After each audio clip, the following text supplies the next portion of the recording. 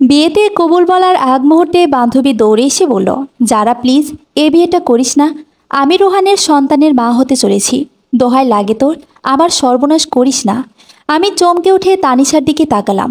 রোহান বসা থেকে দাঁড়িয়ে গিয়ে কণ্ঠে তীব্র প্রতিবাদ নিয়ে বলে ওঠে, এই মেয়ে, কি বলছো তুমি? তোমার মাথা ঠিক আছে? তানিশা টলমল চোখে রোহানের দিকে তাকিয়ে বলে, কেন এরকম করছো আমার সাথে? কি দোষ ছিল আমার যে তুমি আমাকে ছেড়ে আমার বান্ধবীকে বিয়ে করছো? রোহানের চোখ মুখের ভাবগতি জানান দিচ্ছে সে কতটা ক্ষেপে আছে তানিশার ওপর। বাজ পাখি নেয় তানিশার দিকে দৃষ্টি নিক্ষেপ করে সবার উদ্দেশ্যে বলে, এই মেয়েকে তো আমি চিনি না, তাহলে ও আমার সন্তানের মা হয় কিভাবে? তানিশা তাচ্ছিল হেসে বলল, জানি তুমি এসবই বলবে, কারণ এখন আর আমাকে প্রয়োজন নেই। যারা শুধু নিষ্পলক তাকিয়ে দেখছে, কিছুই বলছে না। যারার বাবা মহিব হাসান কণ্ঠে কাঠিন্যতা বজায় রেখে বললেন, কি হচ্ছে এগুলা? রোহানের বাবা তেজি কণ্ঠে রোহানকে জিজ্ঞেস করলেন, মেয়েটা এগুলো কি বলছে? রোহান কপালে ভাঁজ ফেলে বলল, আমি জানি না বাবা, মেয়েটা কেন এসব মিথ্যা বলছে। রোহানের বাবা তানিশাকে প্রশ্ন করলেন, আচ্ছা মা, তোমার কোথাও ভুল হচ্ছে না তো? যারার সাথে বিয়ে ঠিক হওয়ার আগে আমরা রোহানকে অনেকবার জিজ্ঞেস করেছি ওর কোনো পছন্দ আছে কি না। যদি তোমার সাথে সম্পর্ক থাকতো তাহলে নিশ্চয়ই তোমার কথা বলতো। আমার প্রয়োজন তো ফুরিয়ে গেছে আঙ্কেল। আমার সাথে 3 বছর প্রেম করে বিয়ে করেছে, আর এখন নিজের সন্তানের দায়ভার এড়াতে চাইছে আপনার ছেলে। রোহান তেড়ে এসে বলল, একদম মিথ্যে কথা বলবে না। যারা নিচের দিকে তাকিয়ে বলল, থামুন। তানিশাকে উদ্দেশ্য করে বলে, তোর কাছে কোনো প্রুফ আছে যেটা দ্বারা তোর কথাগুলো সত্যি প্রমাণিত হয়? তানিশা হাতের উল্টো পিঠ দিয়ে চোখ মুছে বলে, তোকে একটা ছেলের কথা বলেছিলাম না, যার সাথে আমার রিলেশন চলছে? রোহানই সেই ছেলে। রোহান চিল্লিয়ে বলছে, এই মেয়ে সব মিথ্যা বলছে, নিশ্চয়ই কারো টাকার কাছে বিক্রি হয়ে এখানে অশান্তি সৃষ্টি করছে। যারা হাত উঁচিয়ে রোহানকে থামিয়ে দিয়ে তানিশাকে বলল, আর কোনো যুক্তিসঙ্গত প্রমাণ আছে? তানিশা নিজের ফোনটা যারার হাতে দিয়ে বলল, এই মেসেজগুলো দেখ, কিছু অডিও ক্লিপ আছে, সেগুলোও শুনবি। সবাইকে তো আর মেসেজ দেখানো সম্ভব না, তাই অডিও ক্লিপ সবাইকে শোনাবি। কিছু মেসেজ চেক করে যারা অডিও ক্লিপ চালু করলো, মেসেজগুলো দেখেই বোঝা যাচ্ছে এগুলো কোনো কাপলে প্রেমময় কথন। ওদের কথোপকথন শুনে রোহানের বাবা মাথা নুয়ে বললেন, ছি, তোর মতো ছেলে আমার ঘরে জন্ম নিয়েছে, আমার শত্রুর ঘরে যেন আল্লাহ এরকম সন্তান না দেয়। যারা রোহানের দিকে তাকিয়ে শান্ত কণ্ঠে বলল, এবার আপনার পালা নিজেকে নির্দোষ প্রমাণ করার। কোনো প্রমাণ আছে কি আপনার কাছে? রোহান মাথা নিচু করে দাঁড়িয়ে আছে। ও ভাবেনি তানিশা এভাবে সব কিছুর প্রমাণ রেখে দেবে। যারার বাবা রোহানের বাবাকে বললেন, আপনারা নিজের বাড়ির বউকে বাড়ি নিয়ে যান, যারা ভেতরে গিয়ে চেঞ্জ করে নে। রোহান অসহায় কণ্ঠে বলল, আঙ্কেল। যারার বাবা বাজ খায় গলায় বললেন, তোমার লজ্জা হওয়া উচিত। গোপনে বিয়ে করে নিজের সন্তানকে অস্বীকার করছো, আবার এসেছো আমার মেয়েকে বিয়ে করতে। তানিশার দিকে ইশারা করে দেখিয়ে বলল, এখন যদি এই মেয়েটা না থেকে অন্য কেউ থাকতো তাহলে তোমাকে আমি পুলিশে দিতাম। আজ এই মেয়েটার জন্য বেঁচে গেলে। এবার যারার দিকে তাকাতেই যারা বলল, এবার কি আমার মুখ থেকেও কিছু শুনতে চান? দরজা দেখিয়ে বলে, দয়া করে আপনারা আসতে পারেন, দরজা খোলা আছে। অপমানে রোহানের চোখ মুখ লাল হয়ে গেছে, চোখ দিয়ে তানিশাকে ভস্ম করে দিচ্ছে। রোহানের বাবার সামনে গিয়ে যারা বলল, আঙ্কেল, তানিশা আপনাদের বাড়ির পুত্রবধূ, ওর যাতে কোনো অসম্মান না হয় সেদিকে খেয়াল রাখবেন। আজ আপনাদের সাথে তানিশাকে নিয়ে যাবেন, বাকি ওর বাবা মায়ের সাথে আমার বাবা কথা বলে নেবে। রোহানের বাবা বলল, আমি খুবই লজ্জিত মা, আমাদের ক্ষমা করে দিয়েও আসি। তানিশাকে সাথে নিয়ে বরযাত্রী বাড়ি থেকে বেরিয়ে গেল। যারা নিজের ঘরে গিয়ে দরজা আটকে দিতেই সবাই চমকে ওঠে। ওর বাবা মা আত্মীয়রা দৌড়ে দরজার সামনে গিয়ে যারা নাম ধরে জোরে জোরে ডাকছে। যারা লম্বা একটা শ্বাস ফেলে বলল, আমি ঠিক আছি, চিন্তা করো না, শুধু কিছুক্ষণ একা থাকতে চাইছি। যারার বাবা সবাইকে নিয়ে দরজার সামনে থেকে চলে গেলেন। কিছুক্ষণের জন্য মেয়েটাকে একা ছেড়ে দাও। বিয়ের সাজ পাল্টে বাসার একটা নর্মাল জামা পরে খাটের ওপর এসে বসে যারা। আজকে বিয়ে করে শ্বশুরবাড়িতে পা রাখার কথা ছিল, অথচ এখন বিয়ের স্বাধীন অবস্থায় নিজের ঘরে বসে আছে। বিয়ে ভেঙেও যাওয়া প্রতিটা মেয়ের কাছে কষ্ট আর অপমানের। যারা ঢাকায় খালার বাসায় থেকে পড়াশোনা করত, বাবার ফোন পেয়ে গ্রামে আসে। এখানে এসে নিজের বিয়ের তোড়জোড় দেখে অবাক হয়ে যায় যারা। বাবা বোঝালেন, ছেলেরা পুরো পরিবার শিক্ষিত, তোর যেটুকু পড়া বাকি আছে বিয়ের পর তুই পড়তে পারবি, চাকরি করতেও চাইলে ওনারা বাধা দেবে না। ছেলের ছবি দেখে যারা ওরা আমি অমত করিনি। ছেলে পছন্দের, শিক্ষিত, ভালো চাকরি করে। কিন্তু আজ এত বড় সত্যের সম্মুখীন হতে হবে যারা ভাবেনি। একটা মানুষ কিভাবে এতটা প্রতারণা করতে পারে ভেবে যারার চোখ থেকে দুফোঁটা জল গড়িয়ে পড়ল। হাত দিয়ে ভালো করে চোখ মুছে লম্বা একটা ঘুম দেয়। এসব নিয়ে আর ভাববো না, এখন থেকে নিজের ক্যারিয়ার দিকে ফোকাস করব। ঘুম থেকে ওঠার পর আমার মাথায় শুধু নিজেকে নিয়ে চিন্তা থাকবে বলেই চোখ বন্ধ করে নেয় যারা। রাত 9টায় ঘুম থেকে উঠে ফ্রেশ হয়ে বারান্দায় গিয়ে কিছুক্ষণ দাঁড়িয়ে থেকে ঘরে চলে আসে যারা। বেশ লম্বা ঘুম হয়েছে, এখন অনেকটা ভালো লাগছে। এখন আর অন্য কিছু নেই ভেবে মন খারাপ করতে চায় না, তাই নিচে চলে গেল। রান্নাঘরে উকি দিয়ে দেখলো ওর মা আর চাচি মিলে খাবার গরম করছে। সবার রাতের খাবার সময় হয়ে গেছে। যারা একটা চেয়ার টেনে বসে পড়ে। আস্তে আস্তে সবাই রাতের খাবার খেতে নিচে নেমে আসে। ডাইনিং টেবিল একেবারে স্তব্ধ, যেন এখানে কোনো মানুষজন নেই। যারা ভ্রুকুচকে বলল, কী ব্যাপার, সবাই এরকম চুপ মেরে আছো কেন? যারার ছোট চাচা বলল, না মানে বাড়িতে আর যা গেল এতে কারো মনই ভালো নেই, বিশেষ করে তোর মনটা তো আরও খারাপ হওয়ার কথা। যারা হেসে দিয়ে বলল, আমার কোনো মন টন খারাপ না, আর যা হয়েছে ভালো হয়েছে। কেউ মন খারাপ করে না থেকে আগের মতো বাড়িটাকে মাতিয়ে রাখো। যদি আজ তানিশা সাহস করে সব কিছু না বলতো তাহলে কি হতো বলো তো? এখন তো সব ঠিক আছে, আমি আবার ঢাকায় ফিরে যাব। যারার খালাতো ভাই তাসিন বলল, তুই কি কালকে আমাদের সাথে ফিরে যাবি? যারা খাবারটা মুখে দিয়ে বলল, না, 2 দিন সবার সাথে থাকবো, তারপর ঢাকায় ফিরব। তাসিন বলল, তোর জন্য একটা পার্ট টাইম জব পেয়েছি। এখন তুই যদি জবটা করতে চাস তাহলে আমি কোম্পানির লোকেদের সাথে কথা বলতে পারি। যারার বাবা চোখ গরম করে বললেন, তুই কিসের জব করবি? আমরা কি তোকে টাকা দিই না? আমি কি বলেছি নাকি তোমরা আমাকে টাকা পাঠাও না? ভার্সিটি শেষে সময়টুকু জব করলে কাজের অভিজ্ঞতা বাড়বে। তাছাড়া আমার জন্য যদি বেশি প্রেশার হয়ে যায় তখন আর আমি জবটা করব না। তাসিন বলল, জি খালু, যারা ঠিক কথাই বলছে, কাজ করলে আরও অভিজ্ঞতা বাড়বে। যারার বাবা বললেন, আচ্ছা ঠিক আছে, যেটাতে তুমি ভালো মনে করো সেটাই করবে। কোনো সমস্যা হলে বাবাকে কল করবে। বিকেলে ছাদে বসে কাজিনদের সাথে বসে আড্ডা দিচ্ছে যারা। তাসিন ওর মাকে নিয়ে সকালে ঢাকার উদ্দেশ্যে রওনা দিয়েছে। সবাই ঠিক করেছে কানামাছি খেলবে, কিন্তু কেউই চোখ বাঁধতে রাজি হচ্ছে না। শেষে যারা নিজেই রাজি হলো। ওর কাজিন ওর চোখ বেঁধে একটু ঘুরিয়ে দাঁড় করায়। যারা সবাইকে খুঁজতে খুঁজতে ছাদের কিনারায় চলে আসে। এক পা বাড়িয়ে ছাদের বাইরে রাখবে, কেউ ওর হাত ধরে টেনে নিয়ে আসে। চোখের কাপড় সরিয়ে সামনে তাকাতে ওর মায়ের অগ্নিমূর্তি দুখানা চোখ যারার নজরে পড়ে। উনি বাজখায় গলায় বললেন, এত বড় মেয়ে হয়েছিস, এখনও জ্ঞান বুদ্ধি নেই? মনে হচ্ছে দিন দিন ছোট হচ্ছিস। এরা না হয় ছোট, তুই তো সবার বড়। তাহলে কিভাবে ছাদে সবাইকে নিয়ে কানামাছি খেলতে এসেছিস? তুই তো জানিস আমাদের ছাদে রেলিং নেই। এখনই তো এখান থেকে পড়ে যেতি। মা, আমি চুপ, নিচে চল। এই সবগুলো নিচে আয় জলদি।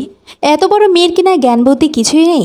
আজই ওই বুড়োকে এক ধোলাই দেব, ছাদের রেলিং দেয়নি কেন? আনমনে বিড়বিড় করতে করতে যারার মা শায়লা নিচে চলে গেলেন। যারা ঢাকা যাওয়ার সময় হয়ে গেছে। বাড়িতে 2 দিন থাকার কথা বলে 5 দিন থেকেছে। ওদিকে জারার খালা আর তাহসিন ঢাকা থেকে ফোনের উপর ফোন দিয়ে যাচ্ছেন। ঢাকায় ফিরতে হবে বলে সকালে নামাজ পড়ে ব্যাগে নিজের মোবাইল সহ প্রয়োজনীয় জিনিসপত্র গুছিয়ে নিয়েছে। 7টার দিকে গাড়িতে উঠতে হবে। সকালে মা, চাচা চাচি, কাজিন সবার কাছ থেকে বিদায় নিয়ে যারা বাবার সাথে বেরিয়েছে। বাস স্ট্যান্ডে গিয়ে 10 মিনিট অপেক্ষা করার পর গাড়ি এসে যায়। যারার বাবা মেয়েকে সিটে বসিয়ে বিদায় জানালেন। বাস ছাড়া অবধি দাঁড়িয়ে রইলেন। যারা ইশারায় বাবাকে বলছে চলে যেতে। এটা প্রথমবার নয়, প্রতিবারই উনি এরকম করেন। যারা তখন নিজেকে সামলে রাখে। ও যদি এই দৃশ্য দেখে কেঁদে ফেলে ওর বাবা কি করবেন? বাস ছেড়ে দিয়েছে যারা জানালা দিয়ে দূরে তাকিয়ে দেখে ওর বাবা চশমা খুলে চোখ মোছেন। একটা দীর্ঘশ্বাস ফেলে বাসের সিটে মাথায় এলিয়ে দেয় যারা। 5 ঘন্টার জার্নির পর গাড়ি ঢাকায় এসে পৌঁছায়। সব যাত্রী এক এক করে নেমে পড়ে। বাস থেকে নামার পর ঝপঝপ করে বৃষ্টি পড়া শুরু হয়।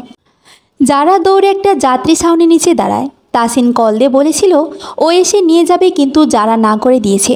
আমি নিজেই আসতে পারবো ভাইয়া, তোমাকে আর অফিস থেকে ছুটি নিয়ে আসতে হবে না। ধীরে ধীরে বৃষ্টির তোড়জোড় বেড়েই চলেছে, কমার নাম নেই। যারা হাত দিয়ে বৃষ্টিকণাগুলোকে ছুঁয়ে দিয়ে খেলা করছে। আশেপাশের লোকজন অদ্ভুত দৃষ্টিতে তাকিয়ে আছে যারার দিকে।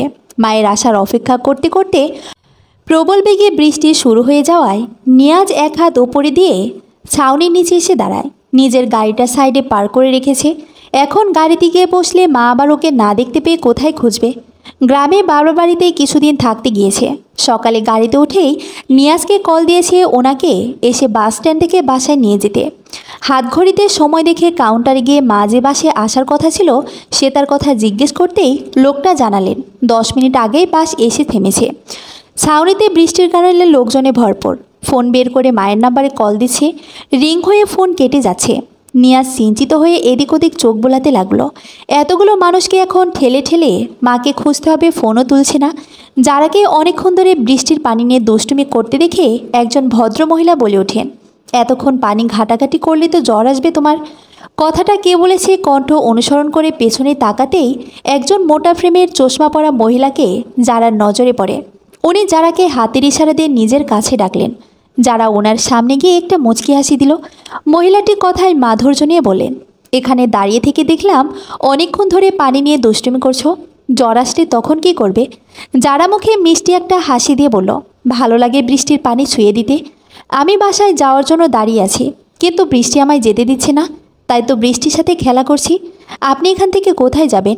ভদ্রমহিলা উত্তরে ঠোঁট প্রসারিত করে বলল, আমি আমার বাবার বাড়ি গিয়েছিলাম, আজকে বাসায় ফিরবো, আমার ছেলে আসবে আমাকে নিতে।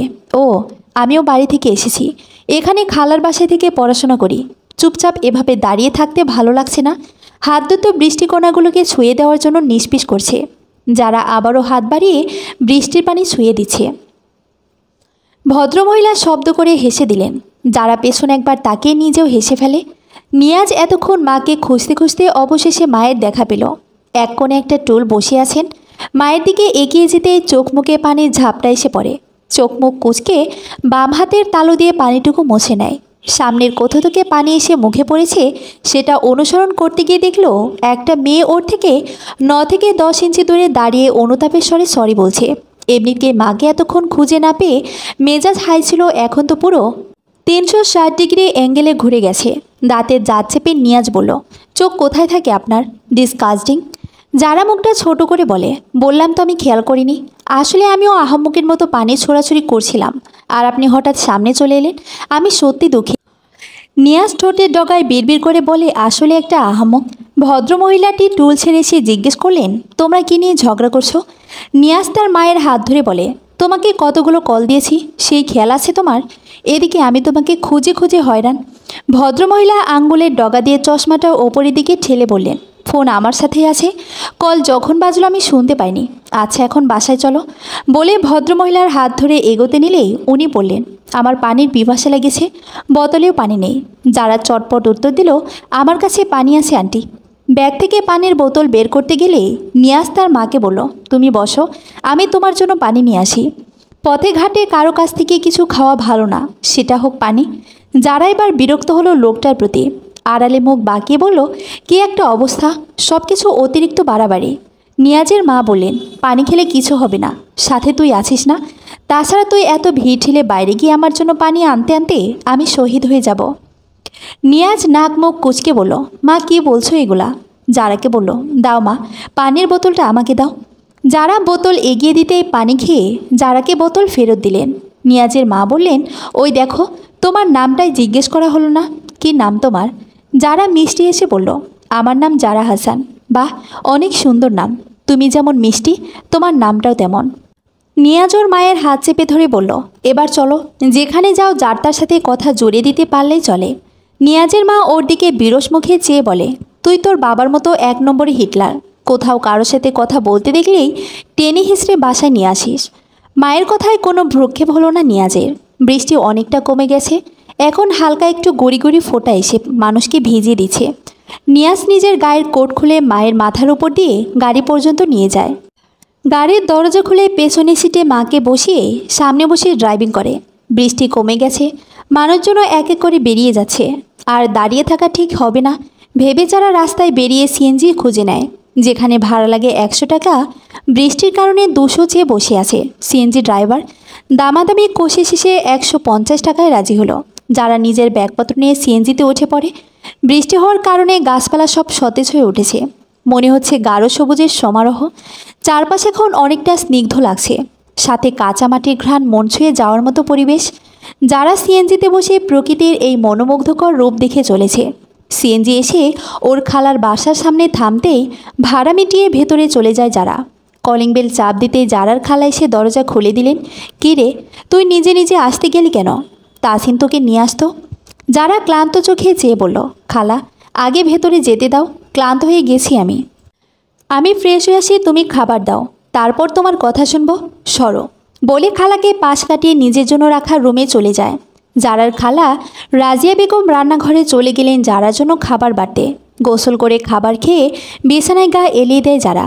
সারাদিনের জার্নিতে শরীর পুরো ক্লান্ত হয়ে গেছে, তাই বিছানায় মাথা রাখার কিছুক্ষণের মাঝে চোখে ঘুম নেমে আসে। সন্ধ্যায় সোফায় পা তুলে বসে টিভি দেখছে যারা।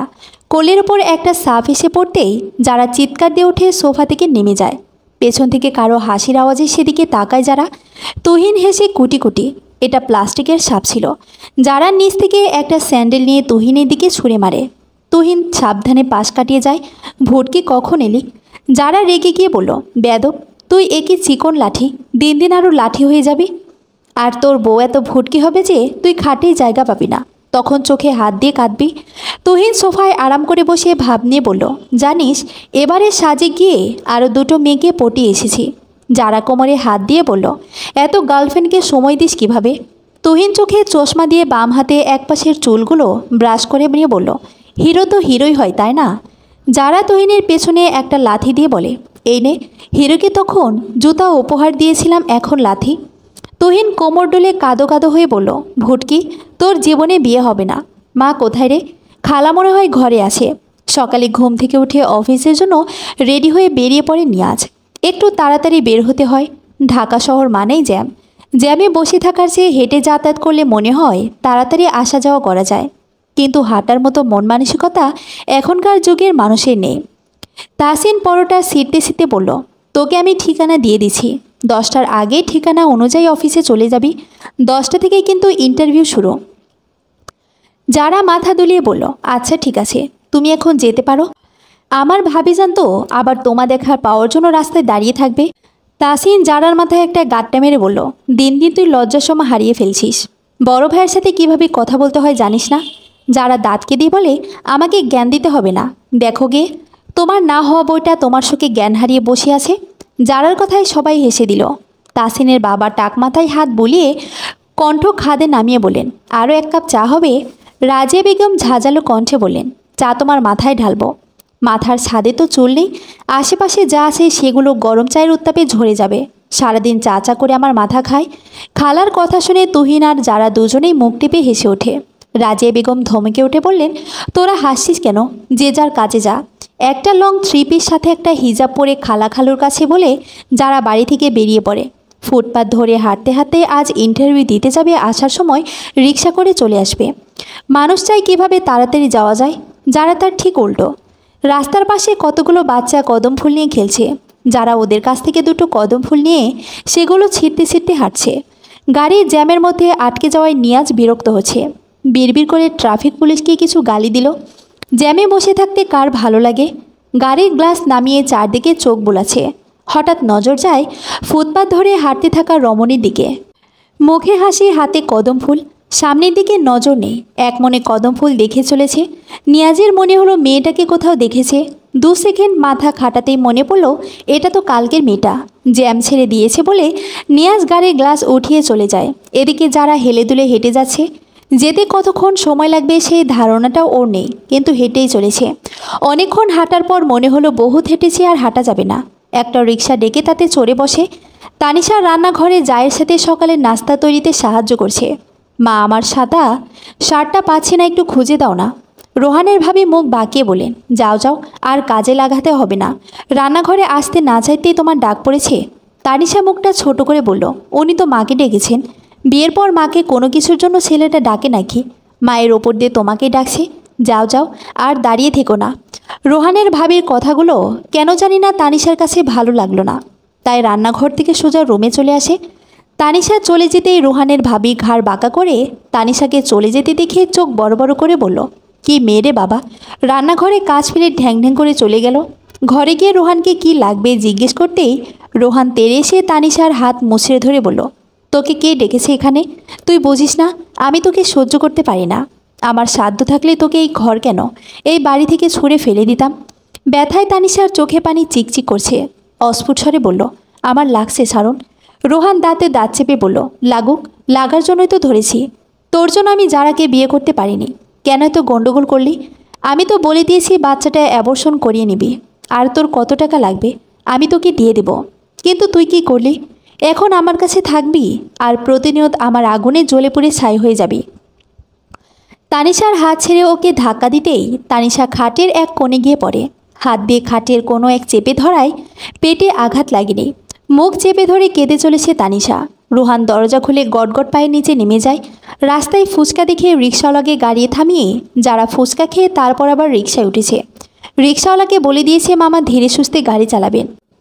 রিক্সা এসে তাসিনের দেওয়া ঠিকানায় থেমেছে। যারা রিক্সা থেকে নেমে ভাড়া মিটিয়ে সামনের উঁচু দালানের দিকে তাকিয়ে ভেতরে গেল। ইন্টারভিউ 10টায় শুরু হয়েছে আর এখন 11টা বাজে। যারা ভেতরে ঢুকে ঘুরে ঘুরে সব কিছু দেখছে। একজন ফর্মাল ড্রেস পরা লোক এসে যারাকে জিজ্ঞেস করলো, আপনি কি এখানে ইন্টারভিউ দিতে এসেছেন? যারা নিজেকে ঠিক করে অত্যন্ত ভদ্রভাবে উত্তর দিল, জি, আমি ইন্টারভিউ দিতে এখানে এসেছি। লোকটি বলল, ইন্টারভিউ 10টায় ছিল আর আপনি এখন এসেছেন? আসলে আমি ভেবেছিলাম সবাই ইন্টারভিউ দিতে দিতে আমি সময় মতো চলে আসতে পারবো। আমরা সীমিত আকারে লোক নিচ্ছি আমাদের কোম্পানিতে। ইন্টারভিউ ছিল 1 ঘন্টা আর আপনি সেই 1 ঘন্টা পরেই এসেছেন। যারা চোখ পিটপিট করে বলল, তাহলে কি এখন চলে যেতে বলছেন? আচ্ছা ঠিক আছে, আপনি ওপাশে গিয়ে বসুন। সেখানে আপনার মতো আরও 3 জন আছেন। স্যার যদি বলে তো আপনাদের ইন্টারভিউ নেওয়া হবে, নয়তো আপনাদেরকে বাসায় ফেরত যেতে হবে। লোকটি তার বসের কাছে গিয়ে বলল, স্যার, আরও 4 জন ক্যান্ডিডেট আছে যারা দেরি করে এসেছে, এখন তাদের কি চলে যেতে বলবো? লোকটির বস কিছুক্ষণ ভেবে বলল, এক এক করে পাঠিয়ে দিন। আমাদের আরও 1 জন এমপ্লয়ি লাগবে। যদি এদের মধ্যে সেরকম দক্ষ কাউকে পায় তো নিয়ে নেব। প্রথম 3 জনের ইন্টারভিউ শেষ, এখন যারার পালা। জীবনে প্রথম কোথাও ইন্টারভিউ দিচ্ছে। বুকে ফু দিয়ে সাহস সঞ্চয় করে ভেতরে গেল। সামনে বসা লোকগুলোকে সালাম দিয়ে ভালো করে তাকাতেই যারা চমকে ওঠে, এই লোক এখানে কি করছে? আচ্ছা, এটা কি এই লোকের অফিস? তাহলে আমি চাকরি করব না। যারাকে ক্যান্ডিডেট হিসেবে দেখে নিয়াজের তেমন একটা ভাবাবেগ হলো না। সে তার নিজের জায়গা স্থির। নিয়াজের পাশে বসে থাকা ব্যক্তি হাতের ইশারায় যারাকে বসতে বলে। যারা নিজের সার্টিফিকেটগুলো এগিয়ে দিলে নিয়াজ সেগুলোতে একবার চোখ বুলিয়ে নেয়। যারাকে কিছু প্রশ্ন করার পর বেশ গুছিয়ে সে প্রশ্নগুলোর উত্তর দেয়। নিয়াজের পাশের জন বলল, আপনি ওয়েটিং রুমে গিয়ে বসুন। যারা বেরিয়ে যেতেই নিয়াজ এবং তাদের বস ডিসকাস করার পর যেখানে একজন নেওয়ার কথা সেখানে 2 জনকে সিলেক্ট করে। এর মধ্যে যারা একজন অফিসের একজন কর্মকর্তা এসে যারা আর রাফি নামের ছেলেটাকে কংগ্রাচুলেশন জানিয়ে বলল, আপনারা আমাদের কোম্পানির জন্য সিলেক্টেড। যারা তো খুশিতে লাফিয়ে ওঠে। ও ভাবিনি প্রথমবার ইন্টারভিউ দিয়ে এভাবে টিকে যাবে। লোকটি বলল, কাল দুপুর 2টা থেকে আপনারা জয়েন করবেন। যারা বাসায় এসে খালাকে খবরটা দিতেই উনি খুশি হয়ে বললেন, তুই গিয়ে ফ্রেশ হয়ে আয়, আমি তোর জন্য নুডলস বানিয়ে আনছি। ঘরে গিয়ে বাবার নাম্বারে কল করে বাবাকেও চাকরির খবরটা জানিয়ে দিল। বাবার সাথে কথা বলে মায়ের সাথেও কিছুক্ষণ কথা বলল যারা। বিকালে বাসার পাশের আন্টি এসে খালার সাথে কথা বলছে। যারা গিয়ে টিভি চালু করে বসলো। পাশের বাসার মহিলা বললেন, যারা না বিয়ে ছিল সেজন্য আপনারা সবাই গ্রামে গেছেন। এখন থেকে যারাই এ বাসায়, ছেলেরা কি বিয়ে ভেঙে দিছে নাকি? রাজিয়া বেগম বললেন, আমরাই বিয়ে ভেঙে দিয়েছি, ছেলে ভালো না। ও আচ্ছা, আমি তো আরও ভাবলাম ছেলেরাই বিয়ে ভেঙে দিয়েছে।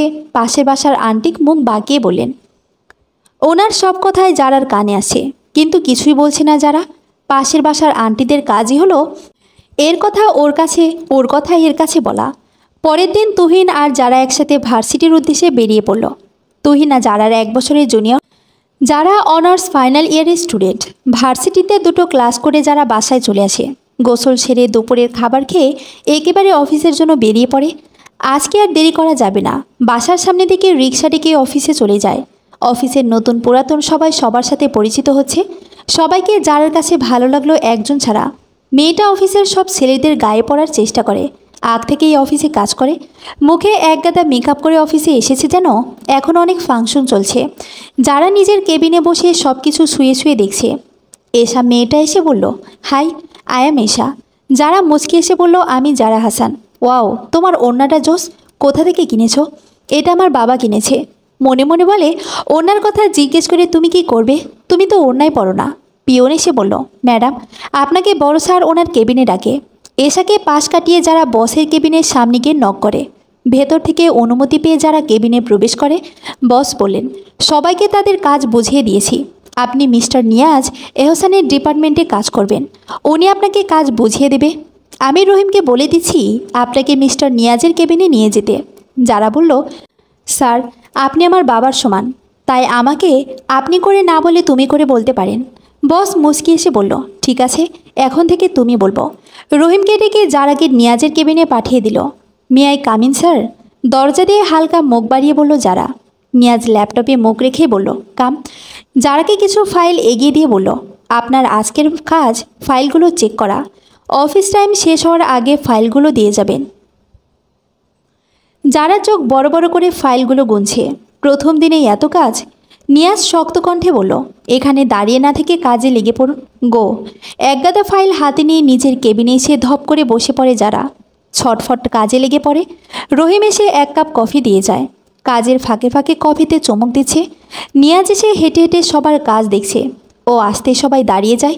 যারার সেদিকে খেয়াল নেই, সে এক মনে ফাইল দেখে চলেছে। এসা তো নিয়াজকে দেখে বিভিন্ন রকম অঙ্গে ভঙ্গি শুরু করে দিয়েছে। যারার সামনে গিয়ে দাঁড়িয়েছে নিয়াজ। পাশ থেকে একজন ফিসফিস করে যারাকে বলছে, বস এসেছে, দাঁড়াও। কিন্তু যারা শুনতে পায়নি। আরেক ভাগ সবার কেবিনের সামনে ঘুরে নিয়াজ নিজের কেবিনে চলে যায়। পাশের কেবিনের মেয়েটা যারাকে ধাক্কা দিয়ে বলল, বস এসেছিল, তোমাকে এতবার ডাকলাম, কিন্তু তোমার মনোযোগ কাজে ছিল। যারা অবাক হয়ে বলে, বস কখন এসেছে? মেয়েটা বলল, মাত্রই উনি এখান থেকে গেছেন। যারা বলল, আসলে আমি খেয়াল করিনি। আপনার নামটা যেন কি? মেয়েটা হেসে দিয়ে বলল, ভুলে গেলে? আমার নাম রিহা। আমি তোমাকে তুমি করে বলছি, আর তুমি আপনি করে বলছো। যারা হেসে বলল, আচ্ছা তুমি করে বলবো। এখন একটু কাজ করি, অনেকগুলো ফাইল চেক করতে হবে। রিহা বলল, হ্যাঁ আমারও কাজ আছে। অফিস শেষ হয়েছে সন্ধ্যা 7টায়। সবাই বেরিয়ে পড়েছে। যারা ফাইলগুলো নিয়াজের কাছে জমা দিয়ে অফিস থেকে বের হয়। বাইরে রিকশার জন্য দাঁড়িয়ে আছে, কিন্তু কোনো রিকশার হদিশ পাচ্ছে না। নিয়াজ বাসার যাওয়ার পথে যারাকে দাঁড়িয়ে থাকতে দেখে মাথা বের করে বলল, বাসায় না গিয়ে এভাবে দাঁড়িয়ে আছেন কেন? যারা একবার নিয়াজের দিকে তাকিয়ে বলল, রিকশা পাচ্ছি না। নিয়াজ একবার এদিক ওদিক তাকিয়ে বলল, ড্রপ করে দিচ্ছি, আসুন। যারা সৌজন্যের হাসি দিয়ে বলল, আমি চলে যেতে পারবো। নিয়াজ আর কথা না বাড়িয়ে গাড়ি স্টার্ট করে দিয়ে চলে গেল। যারা বলল, কি লোক রে বাবা, একবার বলেছি আমি যেতে পারবো, আর ওই লোক দ্বিতীয়বার গাড়িতে ওঠার কথা বলল না। আরও কিছুক্ষণ দাঁড়ানোর পর একটা রিক্সা পেয়ে যারা বাসায় চলে আসে।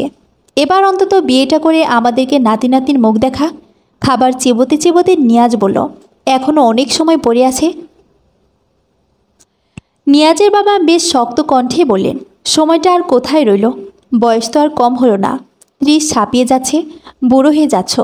নিয়াজের মা মাংসের বাটি ধপ করে টেবিলের ওপর রেখে থমথমে মুখে বললেন, আমরা মরলেই তোমার ছেলে বিয়ে করবে। নিয়াজ খাওয়া থামিয়ে দিয়ে বলল, বিয়ে করলে তোমরা খুশি? নিয়াজের মা খুশিতে গদগদ হয়ে বললেন, তুই বিয়ে করবি বাবা? নিয়াজ গম্ভীর মুখে জবাব দিল, তোমাদের বৌমার দরকার, বিয়ে করে তোমাদের বৌমা এনে দেব। এর থেকে বেশি কিছু আমার থেকে আশা করো না। তারপরেও মরার কথা মুখে নেবে না। মিসেস রেনু ভেসে মনে মনে বললেন, আগে বিয়েটা করো বাবাজান, বাকিটা তোমাকে দিয়ে বৌমা করিয়ে নেবে। খাবার শেষ করে নিয়াজ নিজের ঘরে যেতেই নিয়াজের বাবা ওর যাওয়ার দিকে তাকিয়ে দীর্ঘশ্বাস ফেলে বললেন, যাক, অবশেষে ছেলে বিয়ে করতে রাজি হয়েছে। নিয়াজ ফোনের স্ক্রিনে একটা ছবির দিকে অপলক চেয়ে আছে। এই ছবির মেয়েটার মাঝেই নিয়াজ নিজের মন হারিয়ে বসে আছে।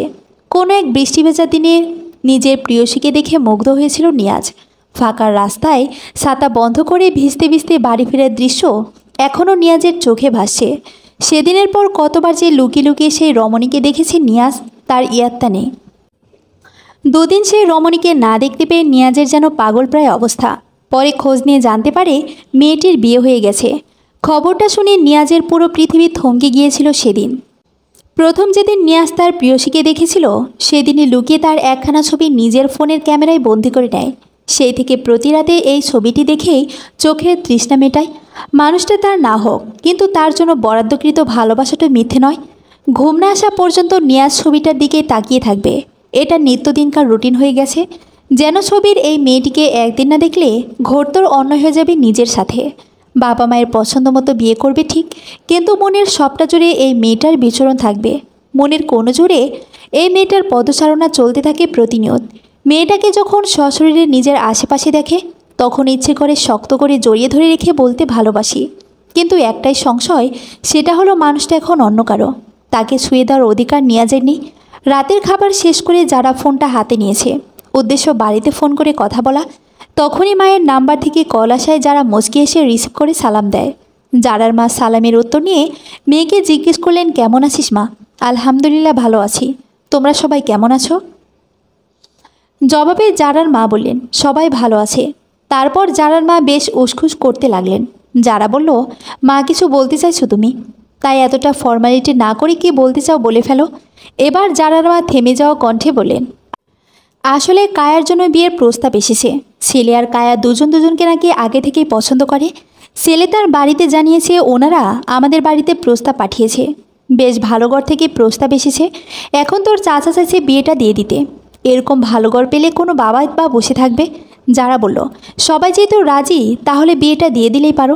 যারার মা আড়ষ্ট ভঙ্গিতে বললেন, কিন্তু ঘরে বিবাহ উপযুক্ত বড় চাচাতো বোন রেখে কিভাবে ছোট বোনকে বিয়ে দেব? যারা ভ্রুকুচকে বলল, তা তোমরা কি করতে চাইছো বলো তো?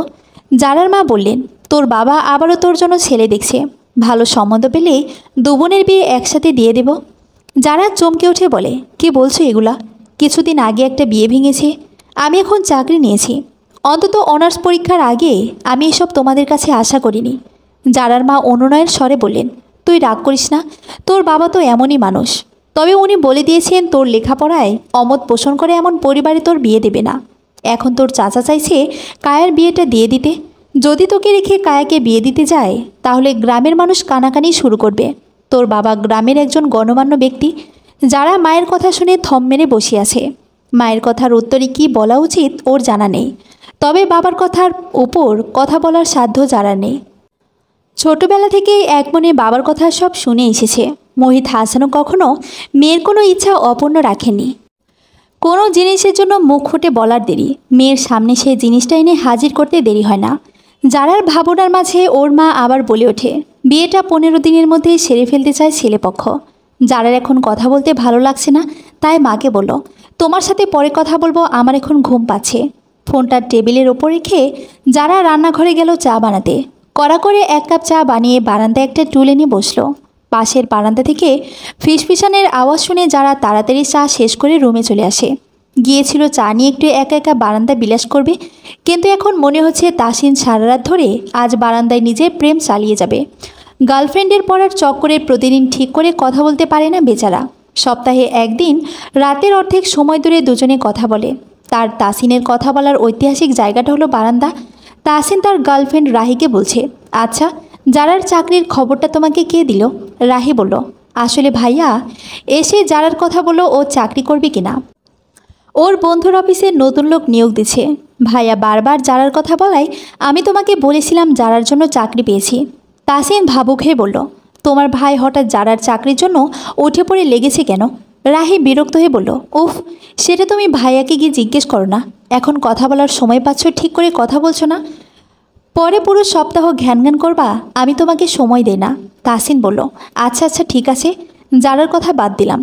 সকালে যারা ঘুম থেকে উঠে নামাজ পড়ে 3 কাপ চা বানিয়ে 1 কাপ খালুকে দিয়ে আরেক কাপ খালার ঘরে দিয়ে আসলো, 1 কাপ নিজের জন্য রাখলো। যারার খালু সকালে মসজিদ থেকে এসেই সোফায় বসে থাকেন চায়ের জন্য। নাস্তা খাওয়ার আগ অবধি কয়েক কাপ চা ওনার খাওয়া হয়ে যায়। এত চা খায় বলে রাজিয়া বেগম কথা শোনাতে ছাড়েন না, তাই যারাকে দেখলে চুপি চুপি যারার কাছে চা চায়। চাটা শেষ করে হাতের কাপটা ধুয়ে সকালের নাস্তা বানানোতে হাত লাগায় যারা। মাঝে মাঝে যারা সকালের নাস্তা অনেক সময় দুপুরের রান্নাটাও করে ফেলে। রাজিয়া বেগম না করলেও যারা শোনে না। নাস্তা বানানো শেষ করে যারা গোসল করে নেয়। চুলোর গরমে একেবারে ঘেমে গেছে। সবার নাস্তা খাওয়া প্রায় অর্ধেক শেষ। যারা এসে নিজের প্লেটে একটা পরোটা আর ভাজি নিয়ে খাওয়া শুরু করলো। তাসিন আজ এখনও নিচে আসেনি। কচ্ছপের মতো ধীরে ধীরে আজকে নিচে নামবে। যেদিন রাতে কথা বলে তারপরের দিন ঘুমের কারণে উঠতে কষ্ট হয়, তখন আস্তে আস্তে ঢুলতে ঢুলতে নিচে নামবে। অফিস গিয়েও বসের কাছে ঝাড়ি খাবে। ভার্সিটি থেকে বাসায় ফিরে যারা কিছুক্ষণ শুয়েছিল, কখন যে চোখটা লেগে গেছে বুঝতে পারিনি। ঘুম ভাঙে রাজিয়া বেগমের ডাকে। ফোন হাতরে সময় দেখে 1:20 বাজে। তড়িঘড়ি করে ফ্রেশ হয়ে নামাজটা পড়ে অফিসের জন্য বেরিয়ে পড়ে। দুপুরের খাবার খেতে গেলে অনেক দেরি হয়ে যাবে। বাসার সামনে থেকে একটা রিক্সা নিয়ে অফিসে চলে আসে। Already 5 minute late. তাড়াহুড়ো করে অফিসে ঢুকতেই কিছুর সাথে ধাক্কা খেলে গিয়ে পড়ে যেতে নেয়। চোখ মুখ খিচে সামনে যা পায় সেটাই আঁকড়ে ধরে পড়ে থেকে বাঁচার জন্য। অকস্মাৎ সামনের ব্যক্তির শার্ট চেপে ধরায় সে তাল সামলাতে না পেরে যারার কোমর শক্ত করে ধরে দাঁড়ায়। কোমরে কারো হাতের স্পর্শ পেয়ে চোখ মেলে তাকায় যারা। নিয়াজকে সামনে দেখে ওর শার্ট ছেড়ে দিয়ে সিটকে দূরে সরে যায়। অস্বস্তিতে মাথা নিচু করে নেয় যারা। নিয়াজ কপট রাগ দেখিয়ে বলল, দেখে হাঁটতে পারে না? এমনিতেও 5 মিনিট লেট করে এসেছেন। যারা মাথা নিচু করে বলল, সরি স্যার, সবাই কাজ ফেলে রেখে সার্কাস দেখছে। নিয়াজ সবাইকে একটা ধমক দিয়ে নিজের কেবিনে চলে যেতেই এসে যারাকে চেপে ধরে বলল, এতগুলো দিন এখানে আছি, নিয়াজ স্যারের পাশে ঘেঁষতে পারলাম না, আর তুমি কিনা আসতে না আসতেই একেবারে বুকের কাছে চলে গেলে। এই, তোমার স্ট্রিকটাও আমাকে একটু শিখিয়ে দিও। যারা বিরক্ত হয়ে বলে, স্ট্রিক মানে? আপনি দেখলেন আমি পড়ে যাচ্ছিলাম, এসা বলল, হ্যাঁ সেটাই তো বলছি। এরকম পড়ে যাওয়ার স্ট্রিক্স আমাকে শিখালেও পারো। যারা আর কথা না বাড়িয়ে নিজের কেবিনে এসে বসে কাজে মন দেয়। আজকে আর নিয়াজের কাজে মন বসবে না। নিজের কেবিনের সাথে সংযুক্ত বারান্দায় গিয়ে দাঁড়ায়। যারার স্পর্শ পেয়ে কেমন যেন মনটা বিষিয়ে উঠেছে। কি হতো যদি যারার বিয়েটা না হতো? দিনটা শুক্রবার, তাই সবাই আজ বাড়িতে আছে। বিকালে ড্রয়িং রুমে সোফায় বসে তুহিন আর যারা ঝগড়া করছে টিভির রিমোট নিয়ে। ওদের ঝগড়া দেখলে মনে হবে দুজনে পিঠাপিঠি ভাই বোন। রাজিয়া বেগম রান্নাঘরে পাকোড়া বানাচ্ছেন সবার জন্য। তাসিনের বাবা 1 কাপ চায়ের আশায় টাক মাথায় হাত দিয়ে রান্নাঘরের দিকে চেয়ে আছেন। এই বুঝি রাজিয়া বেগম খুন্তি হাতে নিয়ে ওনার ওপর হামলে পড়বেন। কলিং বেলের শব্দে তাসিন উঠে গেল দরজা খুলতে। যারা বা তুহিন দরজার একজনও এখন দরজা খুলবে না, ওরা মারামারি নিয়ে ব্যস্ত। একজন আরেকজনের চুল ধরে টানছে। দরজা খুলে দিয়ে রাহির ভাইয়ের সাথে একজন যুবক আর 2 জন মধ্যবয়স্ক মানুষকে দেখে তাসিন অবাক হয়ে দরজায় দাঁড়িয়ে থাকে। রাহির ভাই রাজ বলল, কি ব্যাপার, দরজা ধরে দাঁড়িয়ে থাকবেন নাকি বাসার ভেতরে যেতে দিবেন? তাসিন দরজা থেকে সরে দাঁড়াতে রাস্তার সাথে আগত ব্যক্তিদের নিয়ে ভেতরে ঢুকে। রাজিয়া বেগম খুন্তি হাতে নিয়ে রান্নাঘর থেকে বেরিয়ে এলেন কে এসেছে দেখতে। রাজকে দেখে উনি ব্যস্ত হয়ে পড়লেন তাদের আপ্যায়নে। শত হোক ছেলের হবু বইয়ের ভাই বলে কথা। তাসিন গিয়ে যারা আর তুহিনকে থামাতেই যারা মাথায় ওড়না দিয়ে অবাক হয়ে বলল, স্যার আপনারা? আন্টি আপনি আমাদের বাসায়? মিসেস রেনু যারাকে দেখে নিজেও অবাক হয়ে যায়। উনি রাজকে দেখে বলল, ওই তো আমাদেরকে এখানে নিয়ে এসেছে। নিয়াজ জিজ্ঞাসানো দৃষ্টিতে রাজের দিকে তাকিয়ে আছে। নিয়াজের জন্য মেয়ে দেখানোর কথা বলে যারার বাসায় কেন নিয়ে এসেছে? মিসেস রেনু যারার মাথায় হাত রেখে বলল, তা মারামারি করছো কেন ভাইয়ের সাথে? যারা লজ্জায় মাথা নিচু করে নেয়, আর চোখে একবার তুহিনকে শাসিয়ে নেয়। তুহিন ভেংচি কেটে অন্যদিকে মুখ ঘুরিয়ে নেয়। রাজিয়া বেগমকে থামিয়ে দিয়ে বলল, আন্টি আপনি এত ব্যস্ত হবেন না, আগে আমার কথা শুনুন। রাজিয়া বেগম হাতের খুন্তি রেখে রাজের কথায় মনোযোগ দিল। যারা মিসেস রেনুর সাথে হেসে হেসে কথা বলছে। নিয়াজ সোফায় বসে আর চোখে যারাকে দেখছে। কি স্নিগ্ধ সেই হাসি। রাজিয়া বেগম, তাসিনের বাবাকে আলাদা করে রাজ বলল, ওনারা যারাকে দেখতে এসেছেন। নিয়াজের দিকে ইশারায় দেখিয়ে বলল, এটা পাত্র আমার বন্ধু হয়। বাবা ছেলে দুজনেই যারার অফিসের বস। দুঃখিত আন্টি, আপনাদের না জানিয়েই আমি ওনাদেরকে নিয়ে এসেছি। তাসিন কপালে ভাঁজ ফেলে বেগদের মতো বলল, যারা কি এখন বিয়ে করতে রাজি হবে? তাছাড়া খালাখালু থেকেও তো তাদের মতামত নিতে হবে। রাজিয়া বেগম তাসিনকে থামিয়ে দিয়ে বললেন, তুই চুপ থাক, তোর খালার সাথে আমার কথা হয়েছে। যারার জন্য ওর বাবা আবারও ছেলে দেখছে। কায়া আর যারা দুজনের একসাথে বিয়ে দেবে। মায়ের ধমকে তাসিন চুপসে গেছে।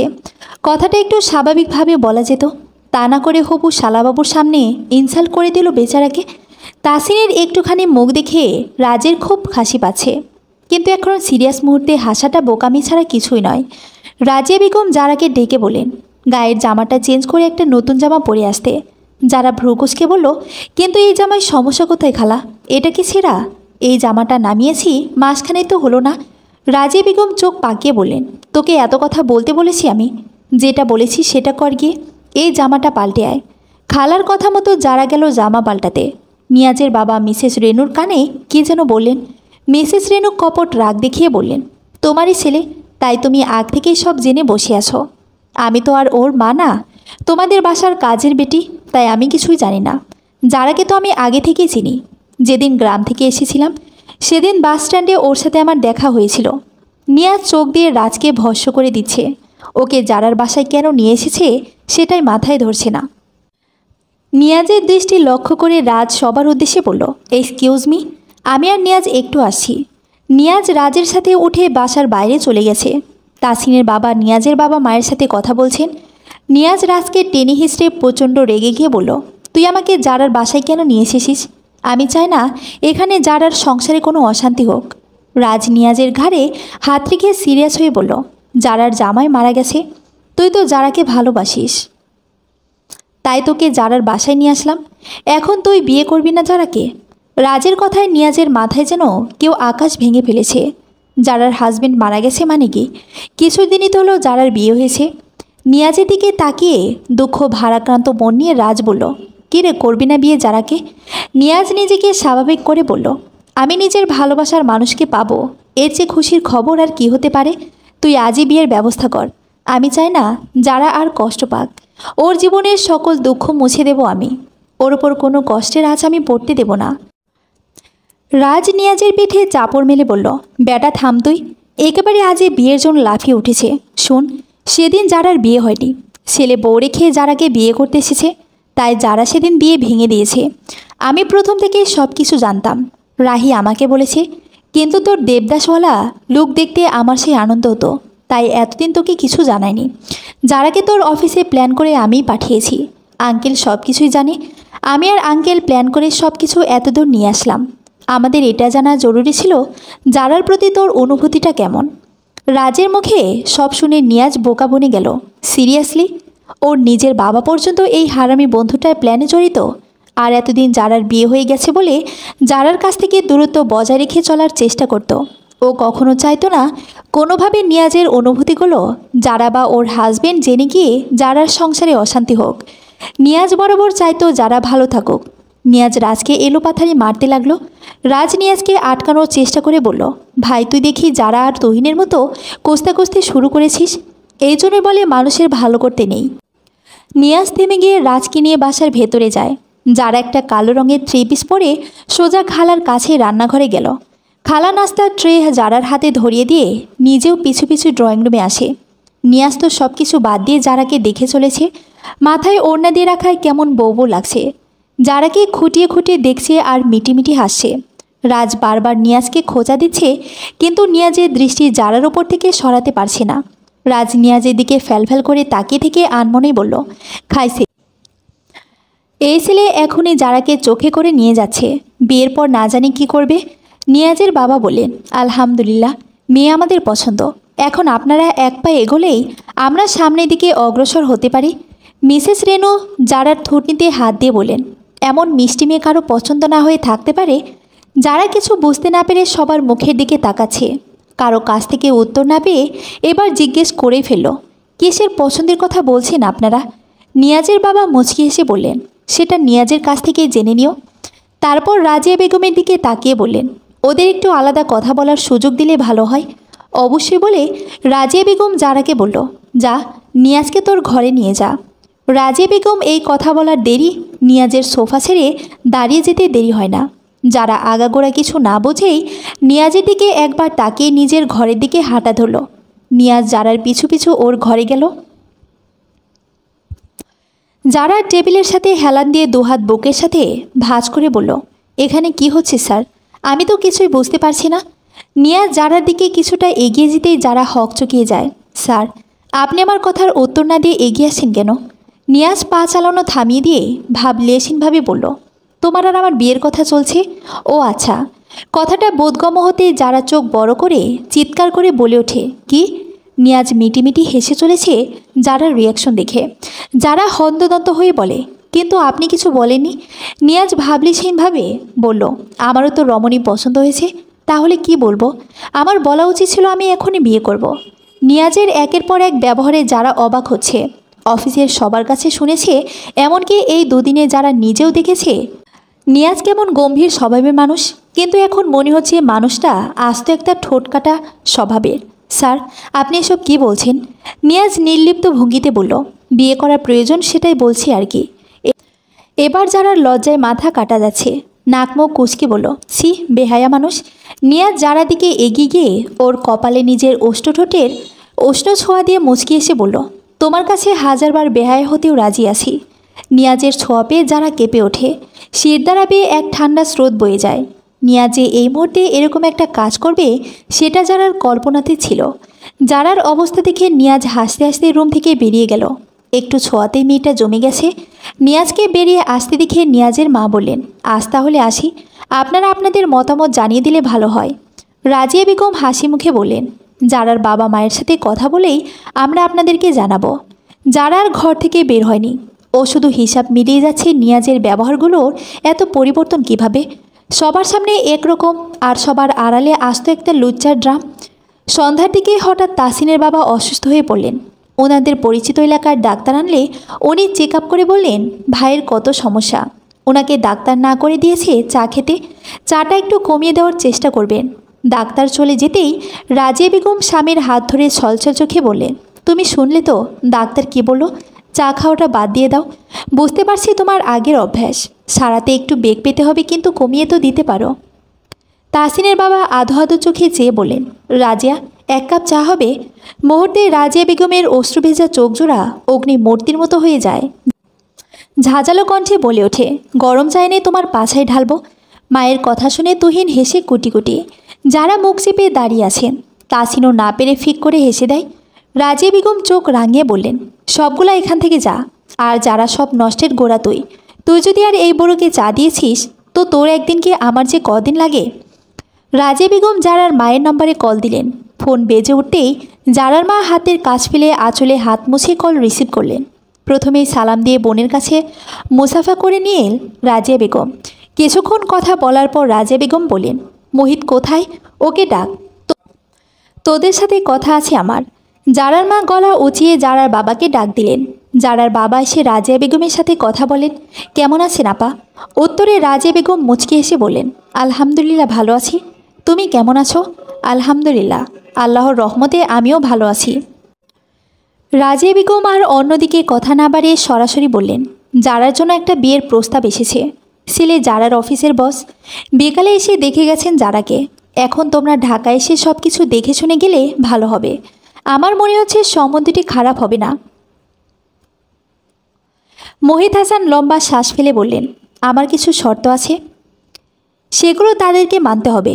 শুধু ছেলের ব্যাকগ্রাউন্ড দেখলে তো হবে না, ছেলেটা কেমন, আমার মেয়ের জন্য উপযুক্ত কিনা সেটাও দেখতে হবে।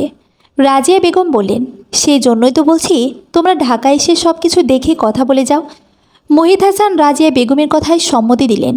রাজিয়া বেগম বললেন, তোমরা বরং কালকেই ঢাকায় রওনা দিও। রাতে বারান্দায় বসে নিয়াজ খুশি মনে আকাশ দেখে চলেছে। আজ সত্যি নিজেকে অনেক সুখী মানুষ মনে হচ্ছে। এই সুখটা প্রগাঢ় হবে সেদিন, যেদিন যারাকে নিজের অর্ধাঙ্গিনী হিসেবে পাবে। হুট করে নিয়াজের মনে একটা অনুশোচনা জাগে, আজ কী করে ফেললাম মেয়েটার অমতে। আমি তো এমন ছিলাম না। আবেগের বশবর্তী হয়ে আমি কিভাবে ওর কপালে নিজের ঠোঁট ছোঁয়ালাম, এটা তো অন্যায়।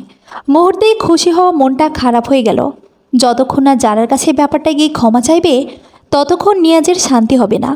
এই মেয়েদি আমাকে তোর নোট খাটাতে দিস তো।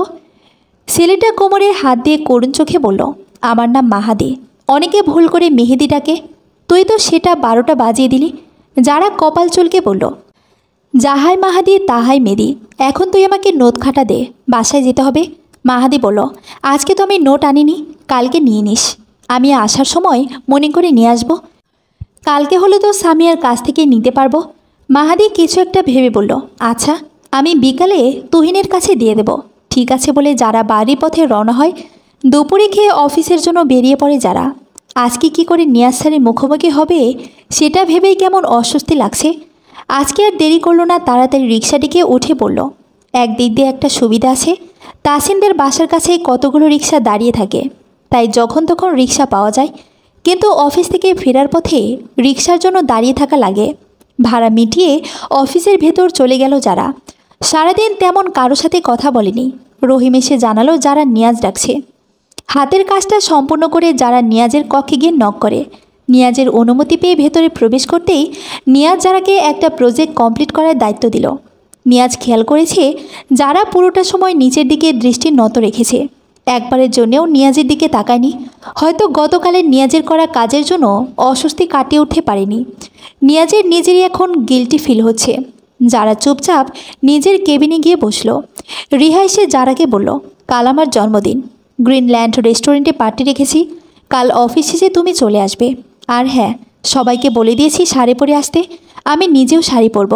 যারা মুচকি এসে বলল, চেষ্টা করব পার্টিতে উপস্থিত থাকার। রিহা রাগ দেখিয়ে বলল, আমি কোনো কথা শুনতে চাই না, তুমি আসবে মানে আসবে। যারা হেসে দিয়ে বলল, ঠিক আছে আসবো। রিহা মেয়েটা মিশুক, অল্পতেই যে কারো মনে জায়গা করে নিতে জানে মেয়েটা। অফিস শেষে যারা রিক্সার জন্য দাঁড়িয়ে অপেক্ষা করছিল, রিক্সা পেয়ে উঠে বসতেই নিয়াজ হুড়মুড়িয়ে যারার পাশে এসে বসল। যারা প্রথমে চমকে উঠলেও নিজেকে সামলে রিক্সা থেকে নামতে উদ্যত হতেই নিয়াজ যারার হাত চেপে ধরে। হাতের দিকে দৃষ্টিপাত করে নিয়াজের দিকে তাকাতে নিয়াজ সামনে তাকিয়ে রিক্সাওয়ালাকে বলল, আপনি রিক্সা চালিয়ে যান। যারা হাত মোছরামুছরি করে বলল, আমার হাতটা ছাড়ুন। নিয়াজ যারার হাত ছেড়ে দিয়ে সামনে তাকিয়ে বলে, সরি।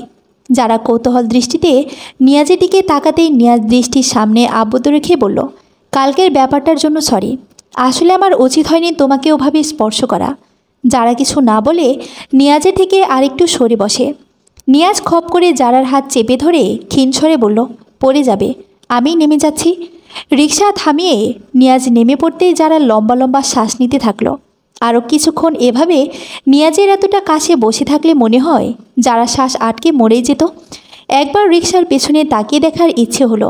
নিজের ইচ্ছেটাকে প্রশ্রয় দিয়ে চলন্ত রিক্সায় থেকে একবার পেছনে তাকালো। নিয়াজ রিক্সার দিকেই তাকিয়েছিল। যারাকে পেছনে তাকাতে দেখে ঠোঁট প্রশস্ত করে হাসে।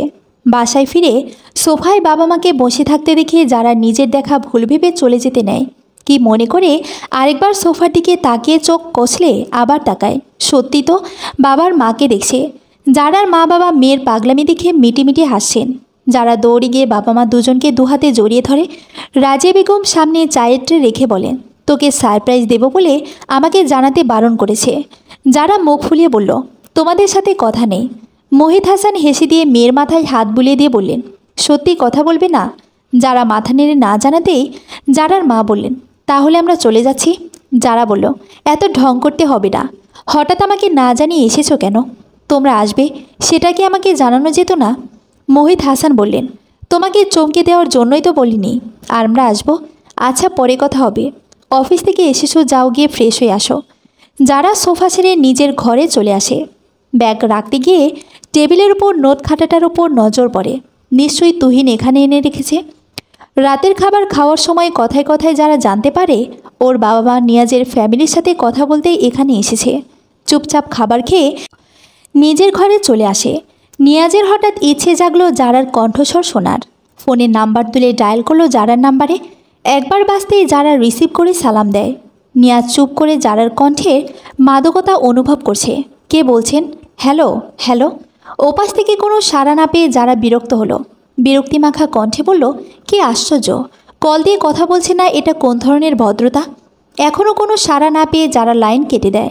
লাইন কেটে গিয়েছে বুঝতে পেরে নিয়াজ ফোনের দিকে তাকিয়ে মুচকি হাসে। অন্তত কণ্ঠটা তো শুনতে পেয়েছে, এতেই শান্তি। সকাল সকাল বেশ পরিপাটি হয়ে রোহান রুম থেকে বের হতে নিলেই তানিশা প্রশ্ন করলো, কোথায় যাচ্ছেন? তানিশার প্রশ্নে পেছন ঘরে কোনো ভনিতা ছাড়াই রোহান জবাব দিল, ঢাকায় যাচ্ছি। তানিশা ভ্রু কুঁচকে জিজ্ঞেস করলো, ঢাকায় কেন যাচ্ছেন? কোনো কাজ পড়লো নাকি? সবচেয়ে বড় কাজ সামলাতে ঢাকায় যাচ্ছি মানে? যারা আমাকে ভুল বুঝে আছে, ওকে মানিয়ে নিয়ে আসার জন্য যাচ্ছি। তানিশা চমকে উঠে বলল, এসব কি বলছেন আপনি? তাছাড়া যারা কখনো আপনার কাছে ফিরবে না। রোহান রেগে গিয়ে বলল, সব সমস্যার মূল তুই। তোর কারণে এত কিছু হচ্ছে। আমি যারাকে ঠিক মানিয়ে নিয়ে আসবো, সেখানে থেকে ফিরে তোকে এই বাড়ি থেকে ছুঁড়ে ফেলে দেব। না, আপনি যাবেন না বলে তানিশা রোহানের পথ আটকে দাঁড়ায়। রোহান দাঁতে দাঁত চেপে বলল, এখন এই অবস্থায় আমি তোর গায়ে হাত তুলতে চাই না, সামনে থেকে সরে দাঁড়া। তানিশা তেরামি করে বলল, না, আমি সরব না।